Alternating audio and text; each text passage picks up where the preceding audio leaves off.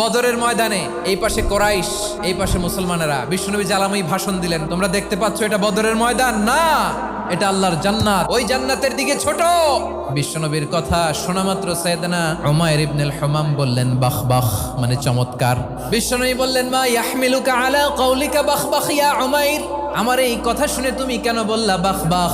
ইয়া রাসূলুল্লাহ, আপনার এই কথা শুনে আমি বড্ড খুশি হয়েছি, আর আমি প্রত্যাশা করছি আমি যদি ওই জান্নাতের মালিক হতে পারি তাহলে কতই না ভালো হতো। সুবহানাল্লাহ বলেন। বিশ্বনবী বললেন উমাইর আনতা মিন আহলিহা, তুমি ওই জান্নাতের অধিবাসী, তুমি জান্নাতি। উমাইর চিন্তা করলেন আমি জান্নাতি, নবীর মুখ দিয়ে যখন বেরোইছে ওই জান্নাতে তো আমার ঢুকতেই হবে, কিন্তু হাতে 3টা খেজুর খেয়ে যদি জেহাদের ময়দানে যাই তাহলে জান্নাতে যেতে তো দেরি হয়ে যাবে।